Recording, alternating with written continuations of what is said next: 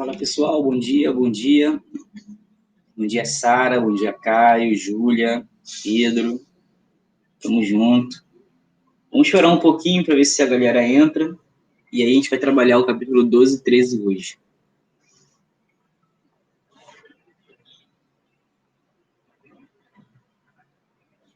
Fala, Gustavo, bom dia.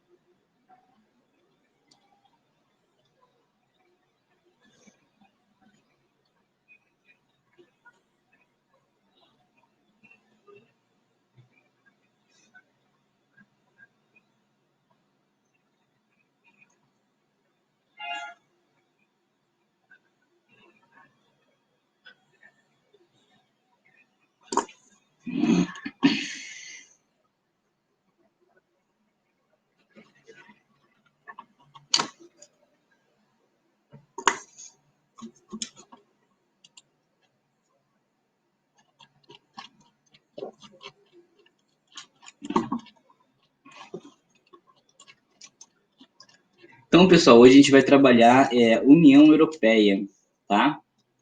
A gente veio falando aí de questões demográficas da Europa, falamos da economia, indústria, agropecuária, e agora vamos falar, né, do maior bloco econômico do mundo, que é a União Europeia, capítulo 12 e 13, beleza?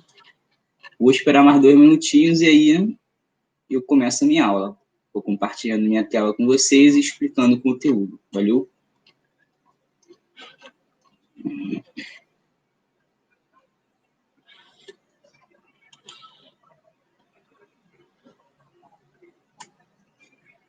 Bom dia, bom dia.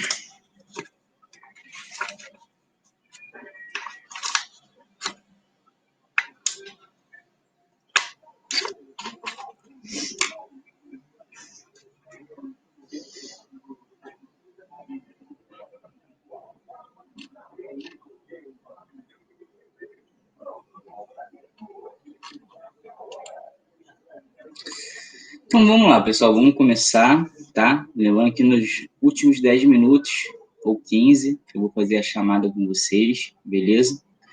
Então, vamos lá começar o nosso conteúdo, vou compartilhar minha tela com vocês e vamos falar sobre a União Europeia. Mas antes, vamos recapitular, né, algumas coisas que a gente já viu. Então, no final da primeira apostila, a gente viu as questões físicas da Europa, né? Clima, relevo, vegetação e etc. No primeiro módulo da segunda apostila, a gente já começa a estudar, né, as questões demográficas da Europa e as questões migratórias. Então, eu venho trabalhando lá, né, as taxas de natalidade, fecundidade, expectativa de vida. Falei para vocês, né, que a Europa é um continente maduro, né, com maioria da população adulta e idosa, quantidade de jovens muito pequena, né, devido às baixas taxas de natalidade e fecundidade. Falei para vocês também, né, que a Europa tem uma questão migratória muito forte, porque é uma área atrativa do mundo todo, né? Então, todo mundo quer ir para a Europa, o pessoal do leste europeu quer ir para a parte ocidental da Europa, as pessoas do mundo todo querem tentar algum tipo de emprego, alguma melhor condição de vida na Europa. Então, a questão migratória na Europa é muito forte. Temos aí também a questão dos refugiados, que veio crescendo bastante nos últimos anos. Então, um grande número de pessoas vindo ali do norte da África, do Oriente Médio, de parte da Ásia, tentando entrar na Europa, né, devido à fuga de perseguições políticas, religiosas, conflitos armados, né, como é o caso da guerra da Síria.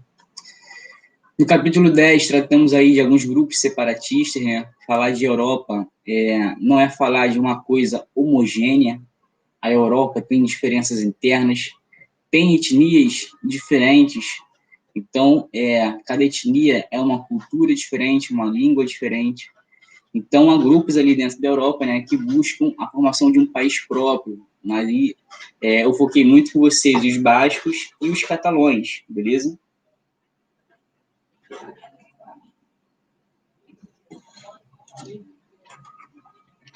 Em seguida, pessoal, eu falei com vocês sobre a parte econômica da Europa. A Europa é berço da industrialização, né?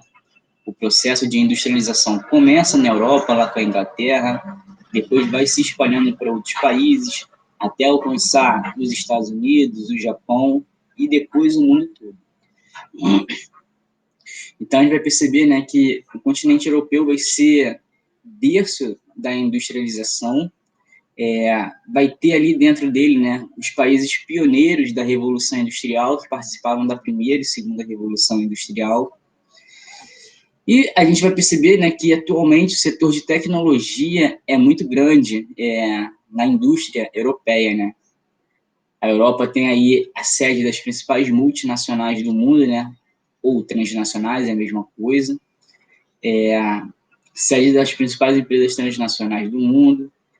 O setor industrial se utiliza de bastante tecnologia, né?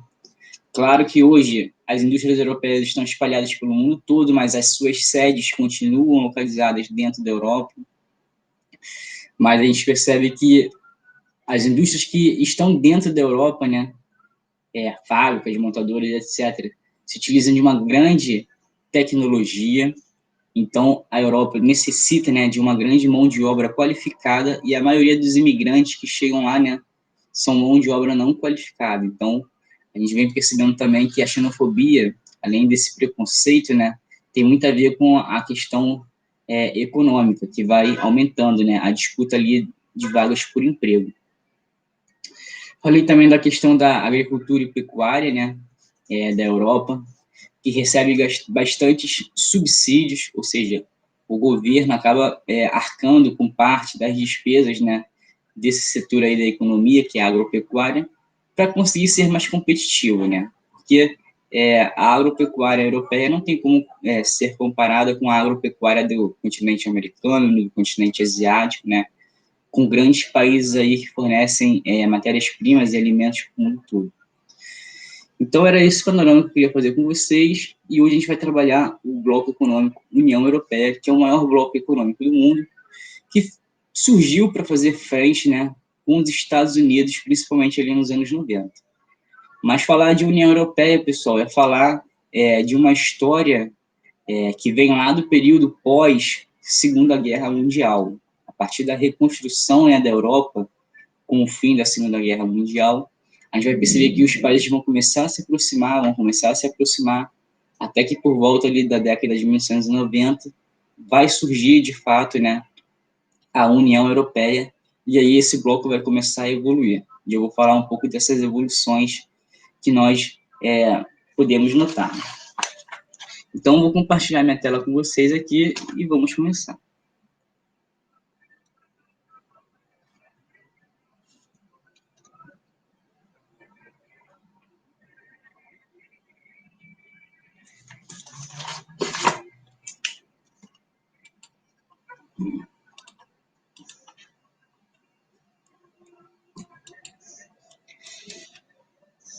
Então, vamos lá, pessoal. Vamos acompanhando aí pela apostila, beleza?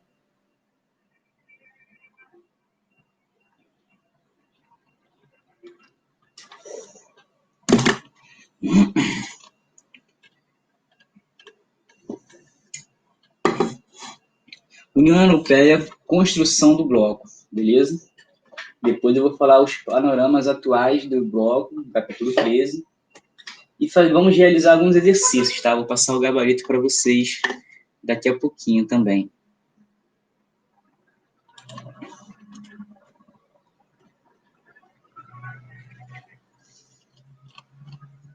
Então vamos lá, formação do bloco.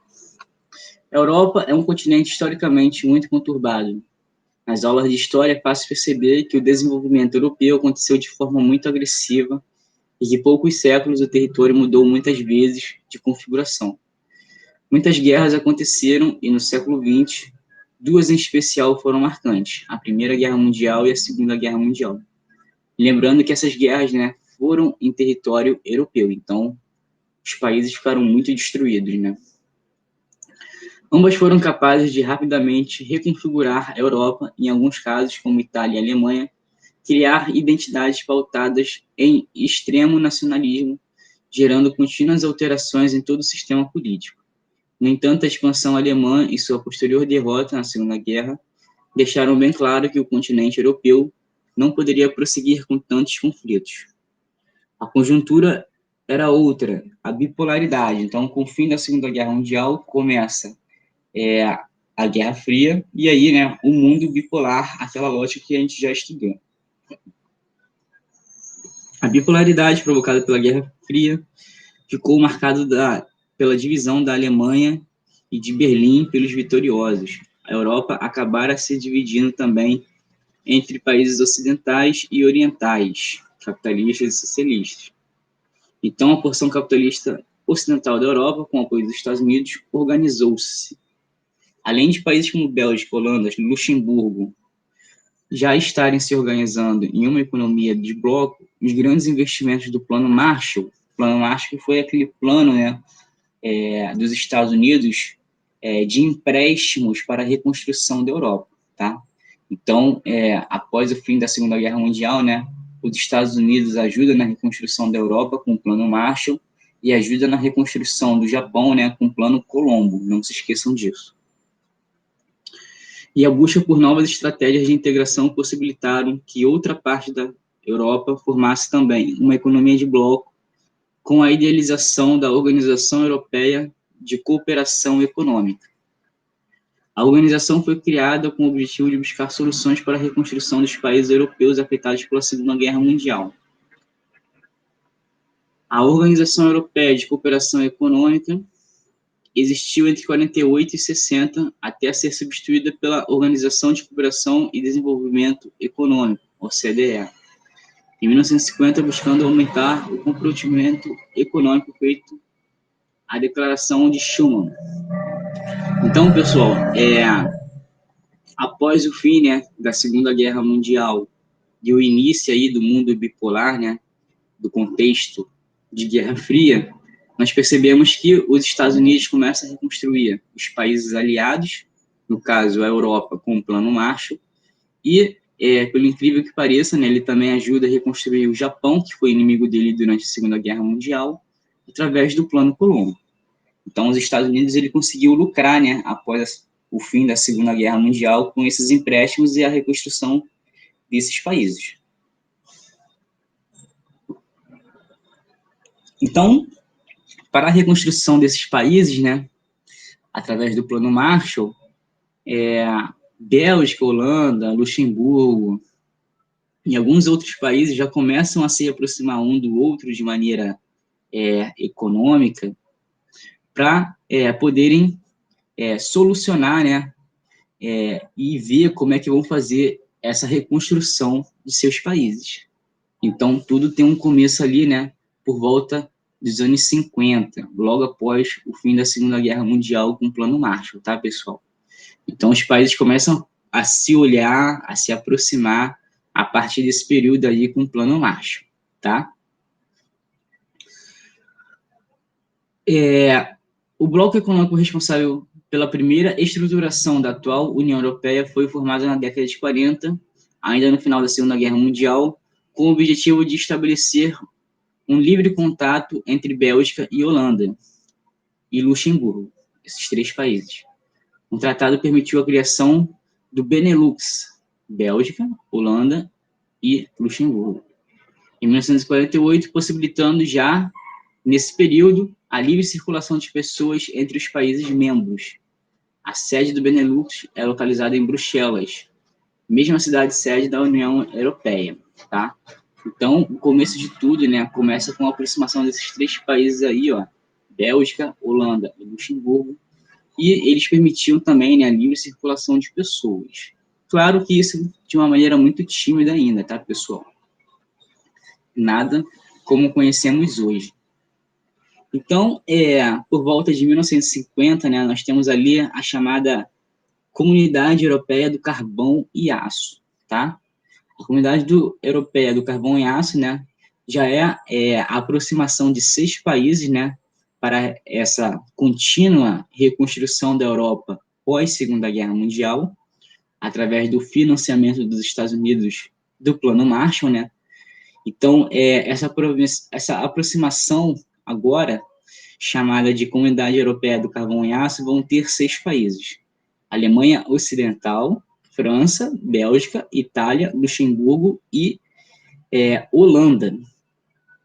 Então, observem aí na página 88, ó, como citado anteriormente, de 9 de maio de 1950, hoje considerado o Dia da Europa, teve papel fundamental na formação da Comunidade Europeia do Carvão e Aço, já que essas ideias estava a proposta de integração entre as economias europeias pela Áustria-Lorena, criando assim um mercado comum cujos produtos de foco seriam o carvão e o aço. Carvão e aço, pessoal, que seria aí, né, a matéria-prima básica para a reconstrução da Europa, né?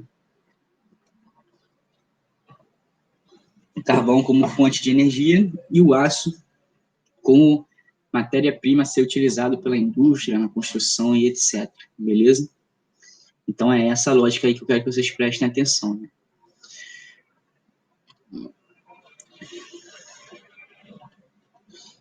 França, República Federal da Alemanha, né? Alemanha Ocidental. Itália, Países Baixos, Bélgica, Luxemburgo se tornaram os primeiros membros do grupo, que a essa altura contava, como percebido, né, com o país do Benelux. A proposta do SECA também envolvia o desenvolvimento de uma malha de transportes e energia entre os países membros, buscando agregar ainda mais suas economias. O medo de existir um conflito armado, com base no histórico revanchismo europeu, se encontrava cada vez mais afastado. Segundo a própria declaração Schuman, uma guerra entre França e Alemanha era não só impensável, mas materialmente impossível. Então, a gente percebe, né, pessoal, que tudo começa lá após o fim da Segunda Guerra Mundial, os países começam a se aproximar, né, para poder planejar a reconstrução da Europa, né, com esse financiamento dos Estados Unidos do Plano Marshall. Luxemburgo, Holanda e... qual que ele bota aqui? Luxemburgo, Holanda e Bélgica são os primeiros a se aproximar. Depois isso se expande, né, para 6 países: Alemanha Ocidental, França, Bélgica, Itália, Luxemburgo e Holanda, né, com a chamada SECA, Comunidade Europeia de Carvão e Aço, principais matérias-primas e energias a serem utilizadas, onde a gente percebe que essa aproximação ela vai crescendo, né? Então, a gente percebe ali um movimento de crescimento de uma cooperação econômica entre esses países. Então, pessoal, lá por volta, né, de 1957, alguns anos depois, né, da criação da SECA, que é de 1950, 7 anos depois, na verdade, nós vamos ter o Tratado de Roma, né, e a formação aí da Comunidade Econômica Europeia. Vamos ver isso um pouquinho melhor, tá? Graças ao, até então, recente cenário de instabilidade provocada pela expansão da União Soviética na Europa Central, os países da SECA já estavam buscando novas formas de integração, visando não apenas uma cooperação econômica e infraestrutural, mas também social e militar. Passou a existir, então, na década de 50, uma pressão interna para que os acordos de energia fossem paralelos ao de geração e desenvolvimento de um setor de energia atômica integrada entre os membros do bloco, o que permitiria também uma expansão econômica para outros países da Europa Ocidental.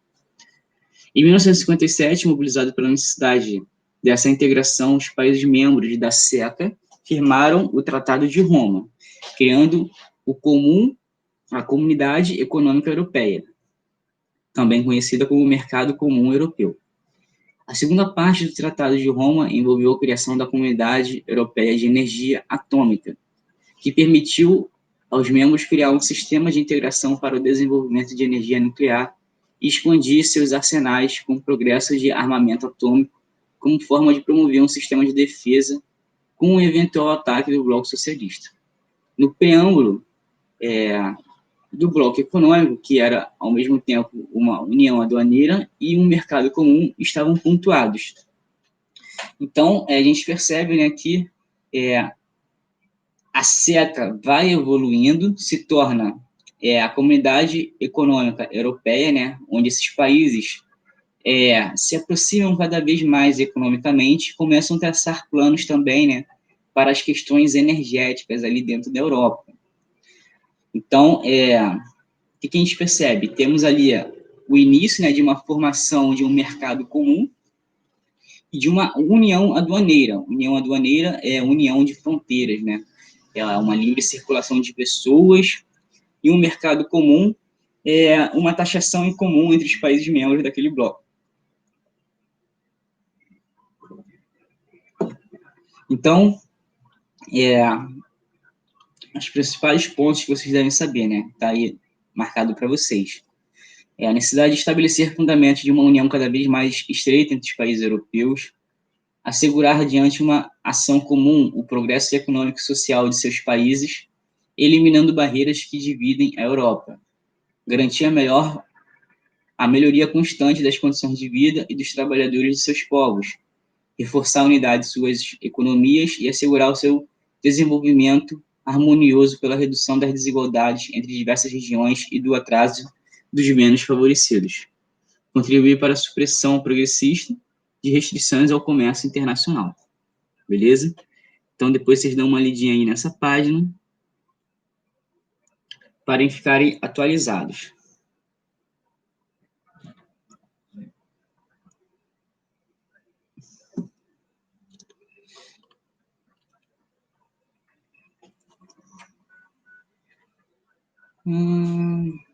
Beleza.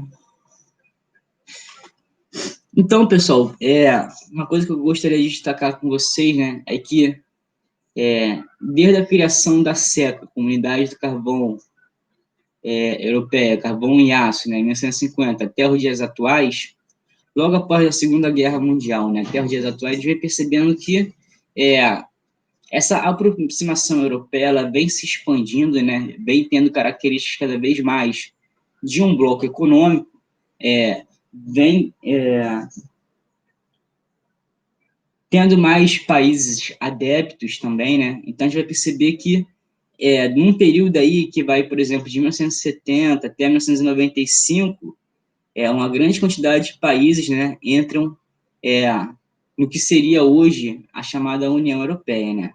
Então, Inglaterra, Dinamarca, Irlanda, Grécia, Espanha, Portugal, Finlândia, Suécia, são países que, ao longo desse período aí, vão entrando no bloco. Vou falar, né, que atualmente a Inglaterra deu uma saída do bloco alguns anos atrás, coisa bem recente, mas eu vou trabalhar no capítulo 13, tá? Então, o Tratado Schengen, isso é importante porque é o espaço de livre circulação, né, dos países da Europa, e também, né, o início de uma criação de uma moeda única, que seria, no caso, o euro. Então, o acordo firmado em 85, denominado Tratado Schengen, estabeleceu a livre circulação de cidadãos entre Estados-membros da Europa. Então, é muito comum, né, o cara ser francês, trabalhar na Alemanha, o cara ser espanhol, trabalhar na França, tá? Então, os países que fazem parte, né, do espaço Schengen, há uma livre circulação, tá?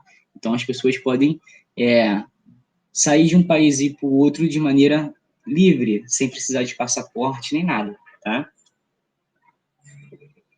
Então, como eu falei, é muito comum o cara morar na França e trabalhar na Alemanha. O cara acorda de manhã, pega o trem, vai para a Alemanha, trabalha e depois volta.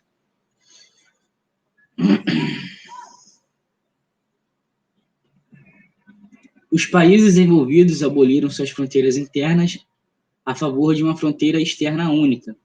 Uniformizaram-se entre elas procedimentos relativos a visto dos estados de curta duração, solicitações de asilo e controle de fronteiras externas. Também foram criados mecanismos de cooperação e coordenação envolvendo atividades policiais e judiciais, particularmente que se refere a mecanismos de observação e perseguição nas fronteiras. Além do mais, célere o processo de extradição. Criou-se ainda o sistema de informações Schengen. Então, vocês podem ver aqui, né, os países membros do espaço Schengen, tá? A evolução.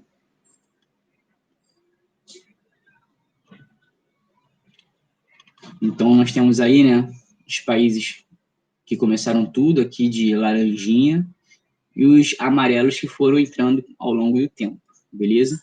Então, Irlanda, Inglaterra, Dinamarca, depois entrou Grécia, depois entrou Portugal e Espanha, beleza? Então, pessoal, agora nós vamos falar, né, propriamente dito, do nascimento da União Europeia, que vem lá em 1992, com o chamado Tratado de Maastricht. A década de 90 foi marcada por uma série de transformações no cenário global. Em 91, ocorreu o fim definitivo da Guerra Fria, com a dissolução do bloco soviético e a consequente expansão do capitalismo sobre as áreas socialistas. Em 92, foi assinado o Tratado de Maastricht, responsável pela formação da União Europeia, garantindo a união monetária e financeira. Então, agora, né, nós temos aí a criação de uma moeda única para a Europa, né, que vai começar a ser pensada. O euro, na verdade, pessoal, ele vai ser implementado de fato só em 2001, tá? 2001. 10 anos depois, né, da criação da União Europeia no Tratado de Maastricht. Mas a união aduaneira, né, a livre circulação de pessoas já existia, e aí as pessoas começaram a pensar numa moeda única para facilitar tudo. Em 92, foi assinado o Tratado de Maastricht, responsável pela formação da União Europeia, garantindo a união monetária e financeira desse mercado comum europeu, tal como a ampliação da parceria política entre os membros. De acordo com o tratado, o bloco se integra em um mercado único, ampliando seu volume de produção e consumo interno. Também seria desenvolvida uma estrutura de defesa em comum. Então, pessoal, a União Europeia, né, ela tem atualmente uma moeda única, uma livre circulação de pessoas entre os países membros, né, do espaço Schengen, e a gente vai perceber o seguinte, né, a União Europeia vai ter também uma organização política, né, vai ter uma política ali em comum com os países membros. Então, é o bloco econômico mais organizado do mundo.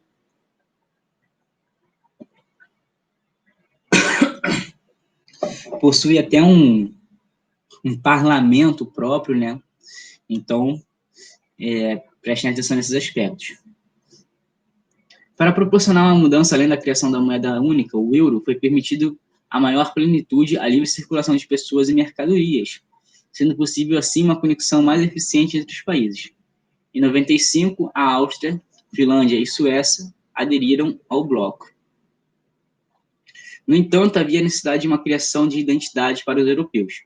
A xenofobia já era um traço perceptível da União Europeia, e não apenas com os estrangeiros de fora do bloco, mas verifica-se também dentro dele. Então, há uma xenofobia muito grande, né, não só com culturas estrangeiras do Oriente Médio, da África, das Américas, da Ásia, etc., mas há um preconceito muito grande também, né, de francês com alemão, de português com espanhol e etc., tá?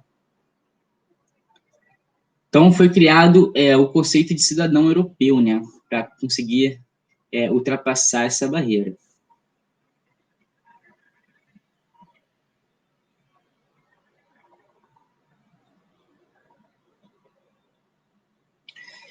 Lembrando, tá, pessoal, que não são todos os países que aderiram ao euro, tá? O euro faz parte da maioria dos países ali da União Europeia, mas a gente vai perceber que aproximadamente 16 países dos 27 países, né, do bloco utilizam, né, a moeda. Então, ó, em comparação cadê? A não adesão ao euro tem relação com os fatores econômicos e culturais.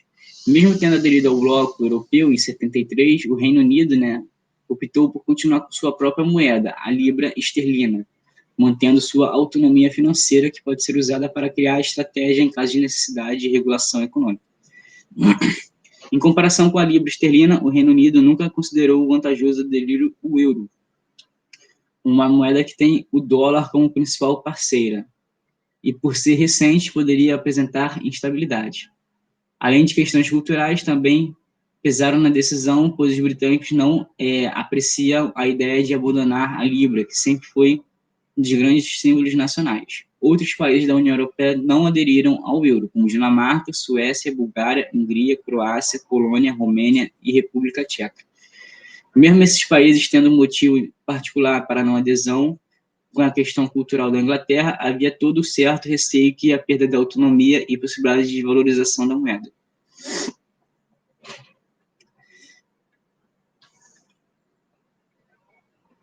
Então, pessoal, aqui nós temos a evolução, né? O tamanho também do bloco da União Europeia.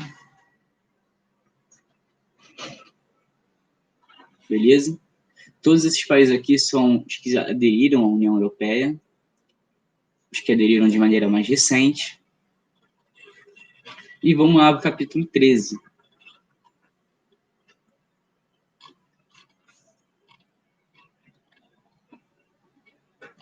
As novas perspectivas, né? O principal que eu gostaria de trabalhar com vocês, pessoal, é a saída do Reino Unido, tá? Da União Europeia, o chamado Brexit. Então, a Inglaterra, né, devido a uma estratégia político-econômica, ela se afasta da União Europeia, né, e tenta fazer acordos com outros países.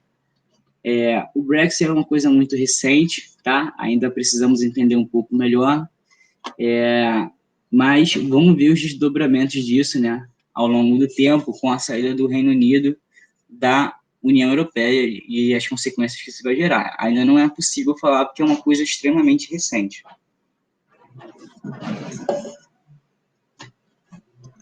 Então, nós temos aí, né, no mapinha, os países membros da União Europeia, beleza?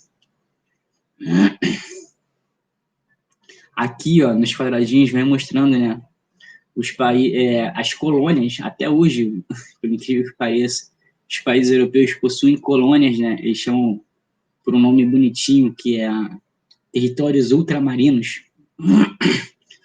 Então, a França, né, tem essas ilhas, tem a Guiana também, Portugal, né, tem as Ilhas Madeira, Açores, a Espanha tem as Ilhas Canárias, enfim, tudo que está aqui no mapa, né, são os países membros da União Europeia.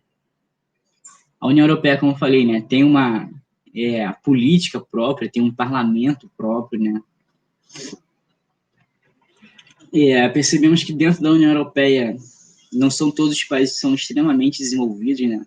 Há um grupo de países ali dentro da União Europeia também que não são tão desenvolvidos assim, né, os chamados PIGs, Portugal, Irlanda, Itália, Grécia e Espanha, tá? Então, são os países aí mais fracos, industrialmente falando, dentro da União Europeia. São os países aí que ficaram muito tempo em crise também, né? Então, ó, desde a crise de 2008, né, uma crise mundial que nós tivemos, o que a gente percebe, né? Países financeiramente mais frágeis, como Grécia, Portugal, Itália, Espanha, que não tem uma indústria muito forte, né? São geralmente fornecedores de matérias-primas dentro da Europa, tiveram um momento de crise muito grande, né? Endividamento muito grande também. Então, peço que vocês dêem uma lidinha aí na página 98 e 99 a respeito disso. E a respeito do Brexit, tá, pessoal? Aqui ele vem mostrando as taxas de desemprego muito elevadas na Europa, né? Mas, enfim. O Brexit é a saída, né, da Inglaterra, da União Europeia, do bloco econômico. Então, a palavra Brexit é uma expressão que mistura os vocabulários Britain e Exit. Foi criado para se referir à saída do Reino Unido da União Europeia. A escolha pela saída foi feita pela população do Reino Unido, né? Houve de uma votação por meio de um plebiscito. A população foi às urnas para votar. Em 2016, a maioria dela optou pela saída do Reino Unido do bloco. Como nunca houve uma saída de um país da União Europeia, não se sabe ao certo o que vai acontecer. A princípio, o Reino Unido não fará mais parte do tratado que celebra a União Europeia e terá que rever seus acordos econômicos e comerciais. E vai ter que ver também, né, como é que vai ser a questão aí da circulação de pessoas, né? Se vai ser alterado ou não. Então, como é algo muito recente, pessoal, é muito difícil falar, né? Os desdobramentos disso verdadeiramente, beleza?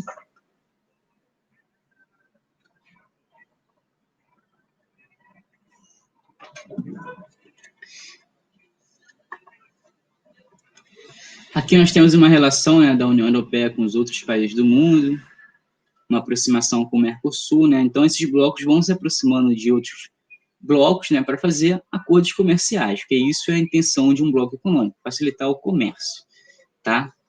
Então, pessoal, vou deixar um tempinho aí, ó, 5 minutinhos, 7 minutinhos para vocês fazerem os contextualizados e vou deixar o gabarito daqui a pouquinho para vocês, tá?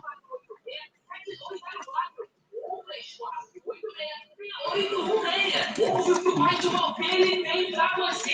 Frango assado na brasa, com molho e farofa, a partir de R$19,90. Picanha com fritas, molho e farofa, R$59,90. Coxinha matriz. Fritas, molho e farofa, R$59,90. Com arroz frade. Temos também variedade de prestígio. Curtão de frango, R$29,90.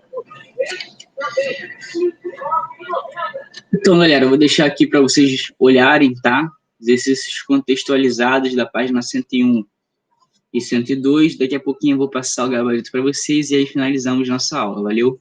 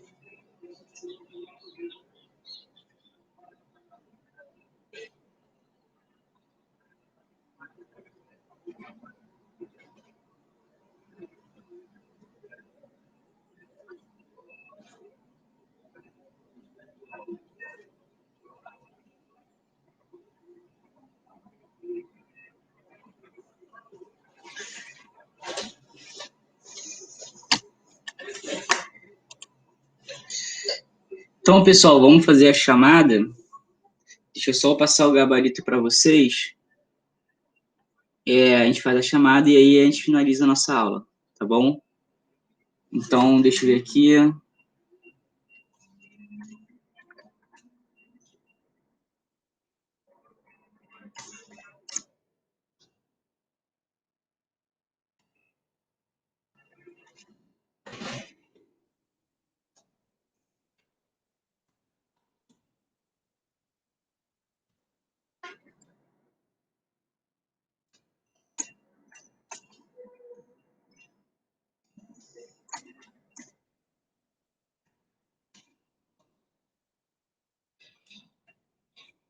O gabarito está aí para vocês, tá? Chamadinha, como eu falei, tranquilo. E é isso.